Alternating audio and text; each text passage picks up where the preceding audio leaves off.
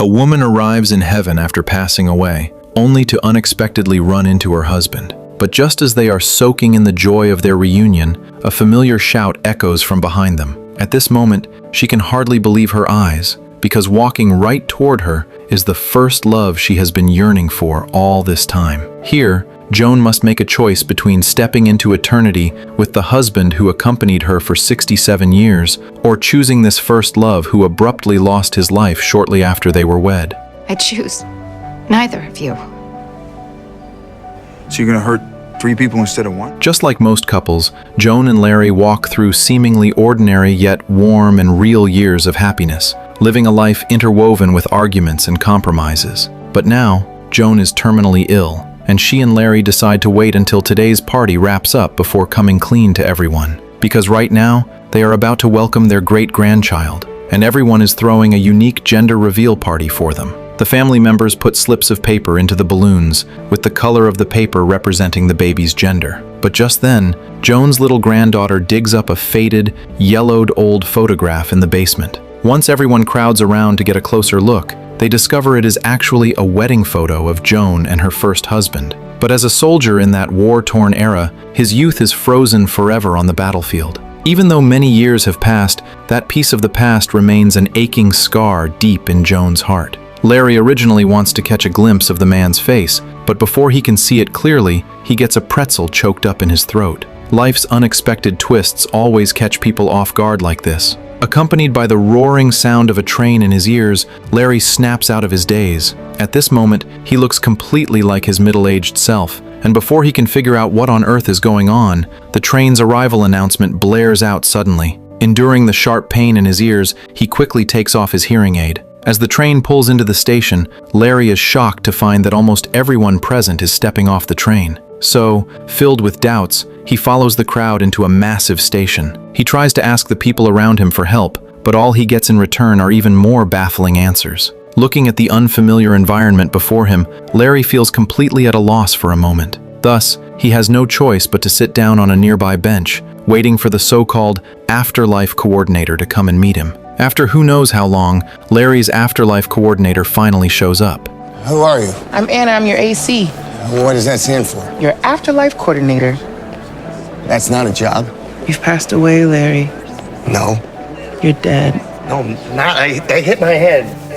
As he catches a glimpse of the pink slip of paper he dropped on the bench, Larry also learns that his great-grandchild is a girl. Afterwards, he follows behind Anna, repeatedly recounting the strange experience he just had. He is utterly unwilling to believe that he has already passed away. Seeing this, Anna has no choice but to pull out a mirror she carries with her and hand it to him. And only when he sees his own face does Larry finally accept the truth of it all. It turns out this place is a giant transit station where every deceased person who arrives reverts to the appearance of their happiest years in life. That is why there is no shortage of teenagers around here. After all, when we are kids, our only worry is wanting to grow up faster. But once we actually grow up, we realize the world suddenly becomes complicated. Happiness starts requiring a reason, and sadness hits without warning. Anna tells Larry that as a departed soul, he must choose his ideal eternal world within 7 days and live there forever. But hearing this throws Larry's emotions into a whirlwind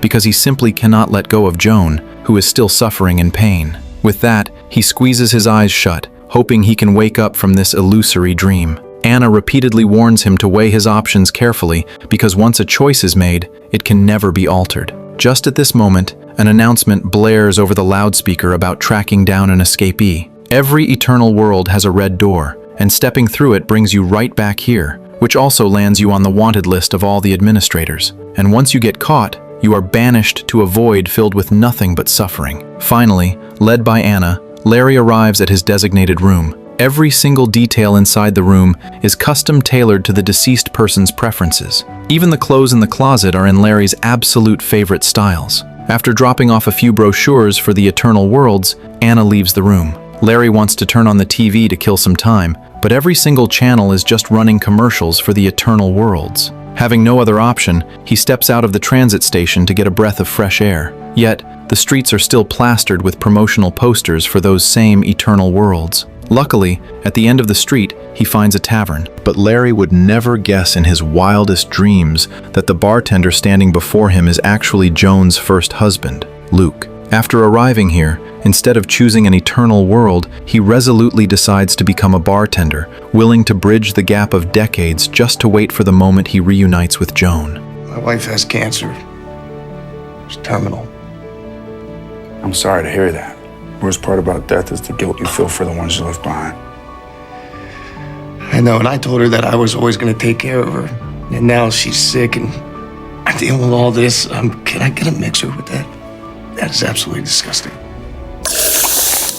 That night, Larry drinks a ton of alcohol, and when dawn breaks the next morning, Anna is lying beside him with immense tenderness. At this point, Larry is highly curious about why anyone would willingly stay here instead of stepping into a blissful world of immortality. And Anna does not hold anything back, explaining that some people just cannot accept their own death, while others are waiting for their true love. And the more tragic ones are those who stand before countless eternal worlds, but can never bring themselves to make a choice. However, Anna offers no answer as to why she herself stays here, and shifts to asking about Larry's decision. In fact, Larry knows very well that he has always been drawn to the Hawaiian world with its beaches. But even so, he still wishes he could know what Joan thinks. As a permanent administrator at the transit station, Anna is already used to this kind of situation. Many people here even hope to see their deceased parents, but those relatives have already moved on to their eternal worlds, meaning even if they can meet, they must stay there forever.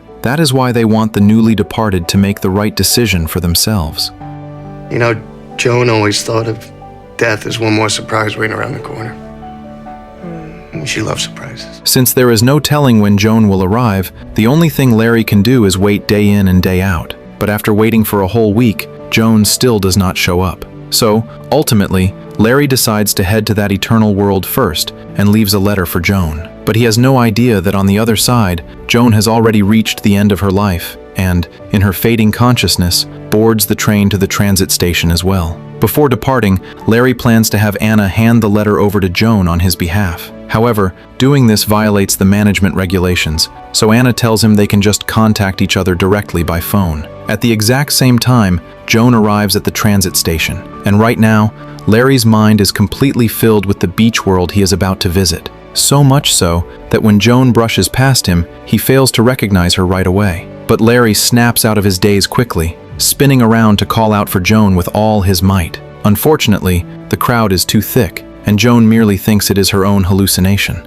And once she enters the lobby, she is instantly shocked by her current youthful reflection in the mirror. Larry tells her that this time, they can finally go together to a world free of distractions, filled with happiness and peace, to enjoy their eternity. But before Joan can even process this, a strange man pulls her aside. This man is none other than her Afterlife coordinator, Ryan, and his arrival this time brings a massive surprise for Joan. Just a short distance away, Luke is walking slowly out of the crowd. Joan's heart skips a beat at this very moment. She never forgets this unfinished romance that remains stranded in the crevices of time. It is just that their reunion right now feels a bit surreal to her. I'm Luke. This is Luke. He's my bartender. Just like 60 years ago, the moment their eyes meet, they both lose themselves in each other's long-delayed, deep affection. Larry also starts to realize that something is off. It turns out that the person Luke has been waiting for all along is his own wife, Joan. Amid Larry's repeated shouts, Joan finally snaps back to reality. With both husbands standing right in front of her, she has absolutely no idea how to face this. Therefore, Ryan has no choice but to lead her away from here first. With her husband, who accompanies her for over 60 years on one side, and the innocent, youthful love of her teenage years on the other, Joan feels as if she is plunged into an endless whirlpool, completely caught between a rock and a hard place. Yet, her current youthful appearance still brings her immense joy. Shedding her old clothes, Joan radiates with renewed vitality once again, and she is also desperate to find out what on earth she should do. However, Ryan is unwilling to interfere, because he already thoroughly reviews all of Joan's files beforehand.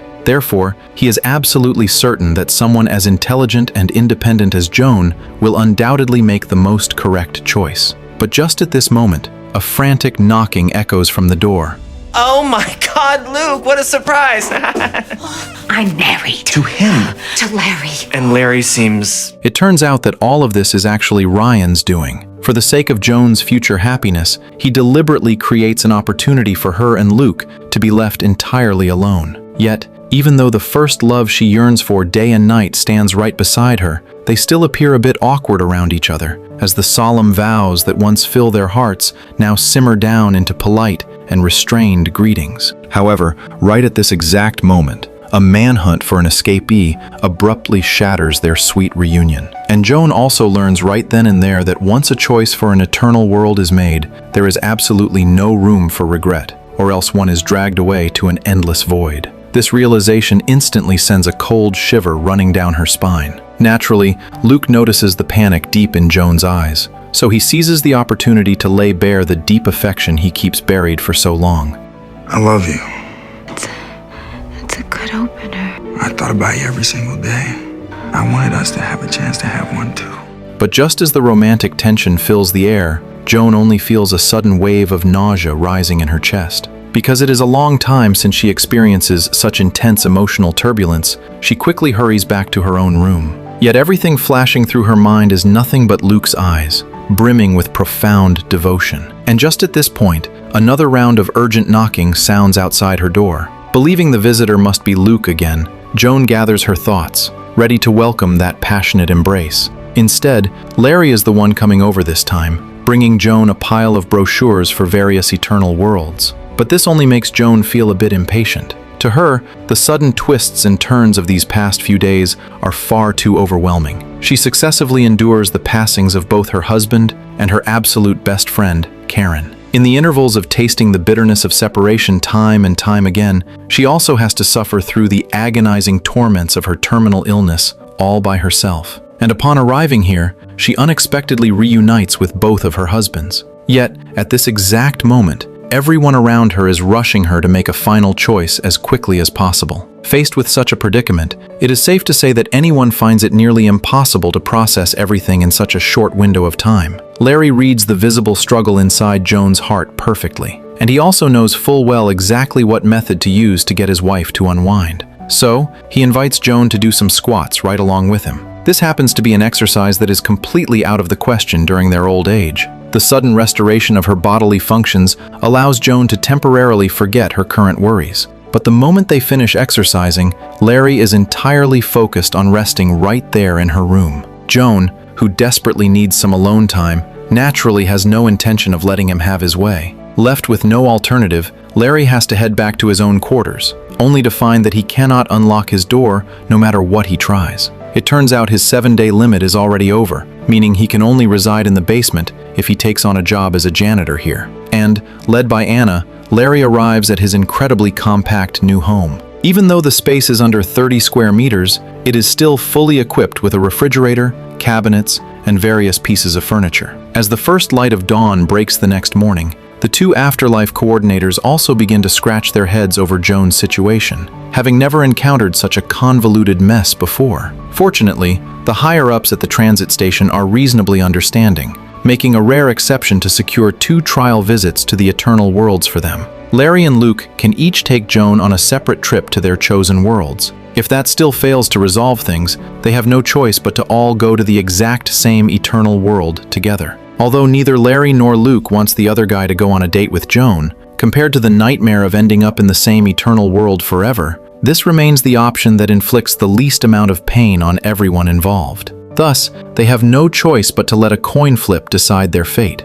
And Luke wins the chance to take Joan to an Eternal World for the very first round. Their destination is the mountain world that Joan loves more than anywhere else. Waiting at the transit station for 60 long years causes Luke to gradually forget the brilliant blue of the open sky. The endless rolling mountain ranges and the suspension bridges cutting through nature leave them both feeling completely refreshed. They stand shoulder to shoulder soaking in the breath of nature, and as the final glow of sunset fades away, they head into a cozy diner to enjoy the last moments of the day. Yet, no matter what topic Luke brings up, Joan always ends up steering the conversation back to her family and her newly born granddaughter. Hearing this, Luke instantly feels a heavy wave of disappointment wash over him. He gradually starts to realize that the person he waits for does not seem to be the lover frozen in his memories, but rather a woman who already spends an entire lifetime becoming someone else's everything. In reality, Joan used to wait for Luke as well. Ever since Luke deploys to the battlefield, she makes her way to that very pier where they parted ways, every single time. But what she ultimately ends up waiting for is nothing but the devastating news of Luke meeting a tragic fate. On the other end, Larry is equally restless and unable to sit still, because Luke is a deeply cherished memory that Joan locks away in her heart for decades. And memories are always the most silent yet deepest things in existence. He naturally does not know how to compete with a memory. Spurred by Anna's reminder, Larry remembers that Karen is also here, so he wastes no time rushing over to find her. Karen is Joan's closest confidant, and the two are completely inseparable since their school days. Therefore, Larry is utterly convinced that Karen must know exactly why Joan falls in love with him in the first place. Falling in love with someone is perhaps not about how much romance they shower you with, but rather how much heavy lifting they do on your behalf, while making sure you only remember the joy. Luke is here. Jones Luke? Oh, he was so dreamy.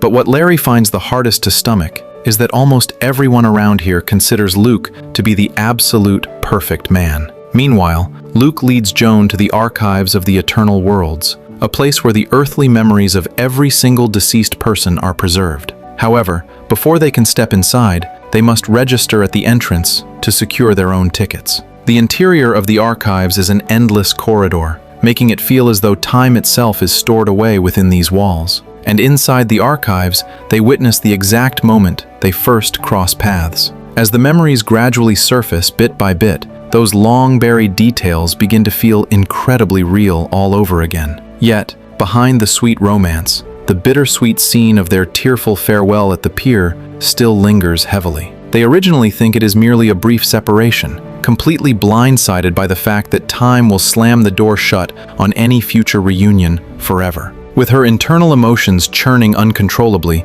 Joan ultimately loses herself to the moment and plants a kiss on Luke. But as the slideshow of memories flashes past in the blink of an eye, the imagery of Joan pacing hesitantly at the pier appears before them once more. Luke would never guess in a million years that Larry actually proposes to Joan right there at that very pier. In his eyes, all of this looks more like a cheap substitution, a future stolen by someone else during the window of his absence. And what Luke finds most impossible to accept is that the decades of waiting he paid for with his very life cannot even compete with the everyday companionship Larry provided in reality. Luke, would you calm down? What? He manipulated you by using your grief. No. He is such a leech. That is not what happened. Would you have said yes if you weren't still grieving? I never stopped grieving. Would you have said yes? Joan fails to give a definitive answer. To her, Larry's companionship is undeniably real, yet the butterflies Luke brings never truly fade away, making it feel as though no matter whom she chooses, she will end up letting down another equally complete life. Meanwhile, Larry takes it upon himself to barge into Luke's room without permission. He is absolutely desperate to dig up some dirt on Luke to tip the scales in his own favor. Sure enough, Luke's closet is plastered with photos of attractive women, and there are even napkins covered in phone numbers left on the desk. Yet Anna is completely unfazed by any of this. However, the moment Larry flips open Luke's sketchbook, he finds that every single page is covered with drawings of Joan's face. Larry intends to just slip away, but he is caught dead in his tracks by Luke, who returns in a furious rage. Their long repressed emotions suddenly erupt, and the two of them quickly find themselves locked in a fierce argument. Right then, Larry spots a bottle of hair dye sitting next to Luke, which instantly leaves Luke utterly mortified. During the scuffle, the letter in Larry's pocket quietly slips out. Only after both of them wipe out and crash onto the floor does this chaotic farce finally come to an end. The next day, Larry takes Joan to the beach world. This is the very first time in days that they cast aside all their worries to soak in a rare moment of peace. Just like old times, Larry showers Joan with compliments about how breathtakingly beautiful she is, and he openly confesses that as long as Joan is willing, they can move to absolutely any eternal world she desires, and he is more than ready to wait for her for an eternity. The waves roll in gently and rhythmically, as if deliberately shutting out all the noise of the outside world. The sunlight dances across the water with a soft, seamless glow, making it seem as though time itself is quietly capturing their sweet moments. You have to understand that I'm in an impossible situation. No, I don't understand. I understand you loved Luke. I loved Sally Daniels in the 9th grade. He wasn't some childhood crush, Larry. He was my husband. Yeah, but we built a life together, and now you just want to throw it all away. Well, I never had a chance to start a life with Luke, and God, he waited 67 years. Yeah, I get it. I would have done the same thing. You knew I was close. I was ready to wait for as long as it took. Joan has no desire to bring up this agonizing choice again, let alone get into an argument with Larry. Instead, she leads Larry over to the archives. She simply wants to check in on the kids, but Larry knows deep down that no matter how beautiful memories can be, they are inevitably laced with agonizing moments, and he absolutely refuses to let Joan fall back into the shadows of her past nightmares. Therefore, they choose not to venture any further, opting instead to quietly step aside and sit down together. Drifting along with the gentle sea breeze, Joan slowly drifts back into the memory of their very first date. In reality, Joan never forgets that the romance Larry gives her never lies in flashy flowers or grand promises, but in the way he makes her feel perfectly safe whenever the world spins out of control. Before long, this trial run of the eternal world wraps up, and Joan finally seems to have a crystal clear idea of her decision. But right at this critical juncture, Luke shows up with 2 Afterlife coordinators and bluntly calls Larry out for breaking into his private quarters. He then pulls out that very letter before Joan even has a chance to sort through her tangled thoughts. Larry completely panics and scrambles to snatch the letter back, but Joan ultimately wrests it away from him. And the moment her eyes scan the contents of the letter, she can no longer contain the burning rage in her heart. Larry's words stir up a whirlwind of conflicting emotions inside Joan, yet she remains fiercely certain that Luke would absolutely never lie to her face. Seeing things reach this point, Larry lays all his cards on the table. The war! Ignore them, Luke, you're perfect. Ah! I'm not perfect! Okay, yes, I dye my hair, and yes, I slept with a few women over the last 60 years. Oh, okay. I mean, that's understandable. And one guy. One guy. Don't lie. 2 guys, just to see, both times. And I went through that. Spilling every single dirty detail he uncovered in Luke's room. Yet even so, Joan's deep-rooted feelings for Luke will not be shaken by these trivial matters. Watching his wife side so blatantly with Luke, a strange calm washes over Larry as he loses all desire to argue about who is right or wrong, wanting nothing more than to put an end to this chaotic drama. But at the end of the day, the final ultimatum can only be made by Joan herself. Sensing the intense tension suffocating the room, the coordinators have no choice but to temporarily escort Larry and Luke away from the scene. As the door clicks shut, Joan finally lets out a massive sigh of relief. Looking as though she is completely drained of all her strength, she collapses onto the ground, allowing her emotions to churn silently inside her chest. In her dazed state, she catches the faint sound of knocking, prompting her to drag her exhausted body over to the door while wiping away the tears welling up in her eyes.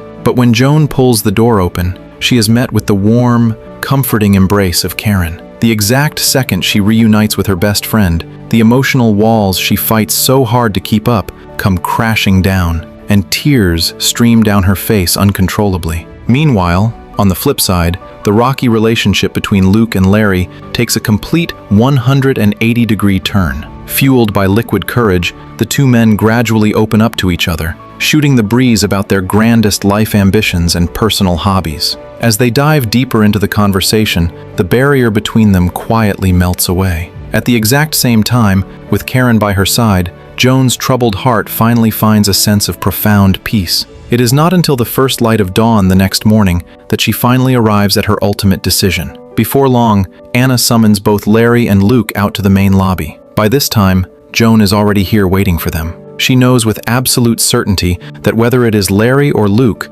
both men once handed her the most genuine, unadulterated love imaginable. No matter how unpredictable the twists of fate turn out to be, she always feels that she is the one truly blessed by destiny. Yet, when the dust settles, her final decision catches absolutely everyone off guard. Perhaps some stories are meant to be frozen at their most breathtaking moments. I choose neither of you.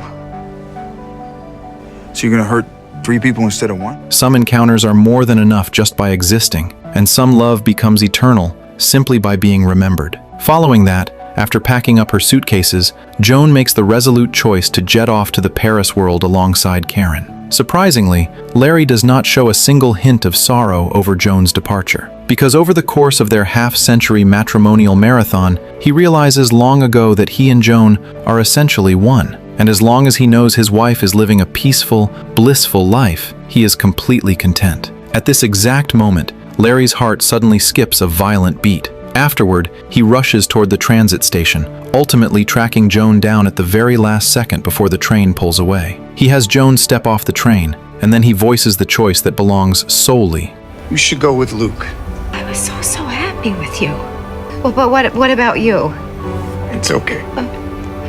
Knowing you're happy makes me happy. To himself. The two embrace each other tightly, their tear-soaked eyes silently speaking volumes about a deep, unbreakable bond they simply cannot let go of. Perhaps life never hands us a flawless answer, but at this very second, they choose the most tender path possible for one another. Following this, Luke and Joan step onto the train heading toward the mountain world together. This beautiful romance, stranded in time for 67 long years, finally gets to live on. Meanwhile, returning to the transit station, Larry tracks down Anna and Ryan once again. Swept up in this whirlwind of romance, the two Afterlife coordinators experience the sheer weight of true love for the first time in their lives, finally summoning the courage to kickstart a relationship of their own. Afterwards, Anna pulls Larry aside to a quiet corner, and it is at this precise moment that she finally reveals the real reason why she chooses to stay behind in this place. The sunlight in the mountain world always brings peace of mind,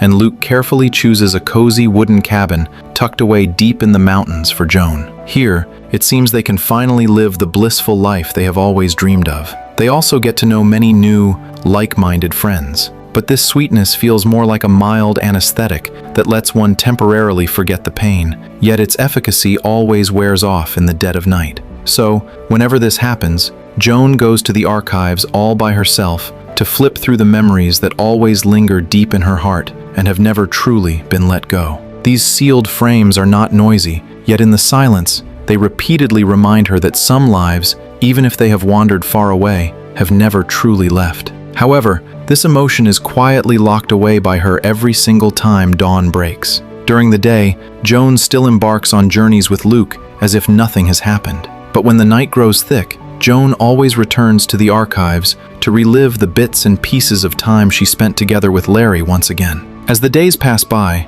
Joan gradually finds that it is already very difficult for her to spark any genuine interest in the itineraries Luke so meticulously arranges. Instead, the tiny bits of warmth belonging to life itself inside the archives, bit by bit, become the most reassuring solace deep in her heart. Even though Luke's warm embrace is right within arm's reach, Joan realizes with increasing clarity that what truly makes her feel grounded and secure is not that reignited flutter of excitement, but the everyday routine she once so genuinely lived through. It is not until this very moment that it finally dawns on Joan that what she fails to let go of is never a specific person, but an entire lifetime that has already been lived. The problem itself also never lies in whether she chooses the wrong man, but in the fact that she attempts to overwrite a life that already genuinely exists with an unfulfilled possibility. At this point, Joan no longer hesitates over where love should head. She clearly realizes which part of life she already walks through,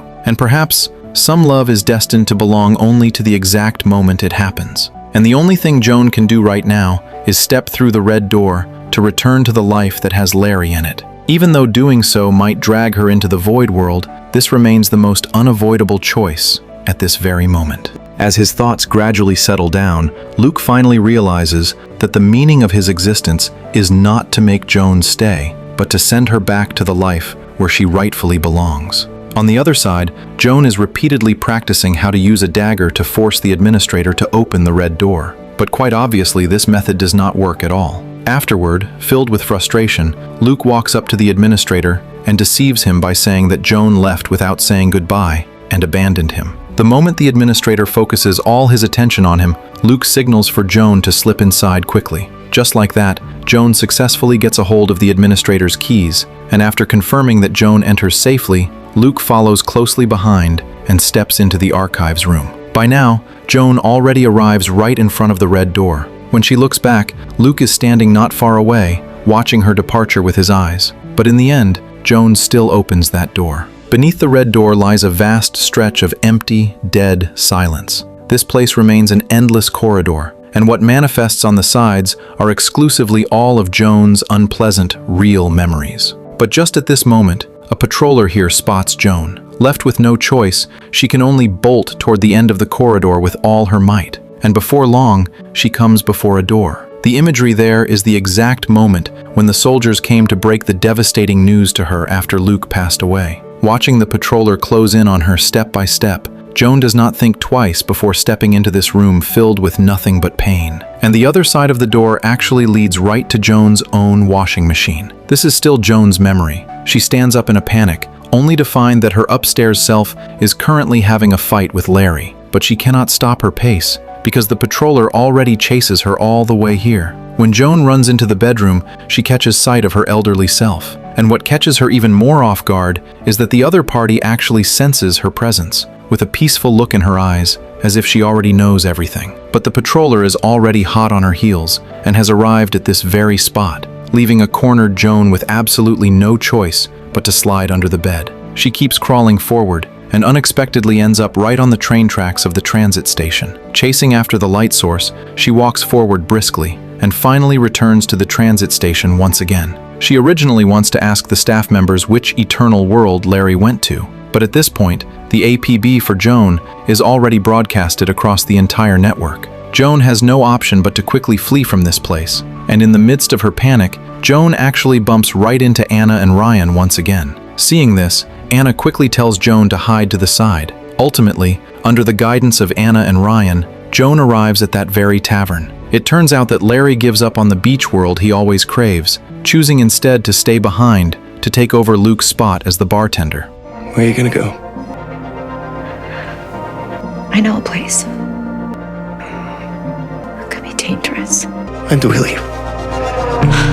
Afterward, Larry and Joan step through the red door together. Their destination is neither the beach world that Larry loves, nor the mountain world that Joan yearns for, but a family world centered around daily routines and companionship. In the beginning, Joan is just like us, believing this is merely a multiple-choice question about love, pitting the passionate yet fleeting spark against the long-term yet real companionship. But when she truly stops to look back, she discovers that love is never a one-time decision, but the result of being chosen and left behind time and time again through the course of time. Over those 60-plus years of days, things are not thrillingly passionate every single day, yet through instances of ordinariness time and again, they quietly turn two individuals into a lifetime. And if we observe carefully, it is not hard to find that what is presented inside the archives is almost entirely filled with tender and beautiful memories. These scenes look as if they are meticulously filtered by time,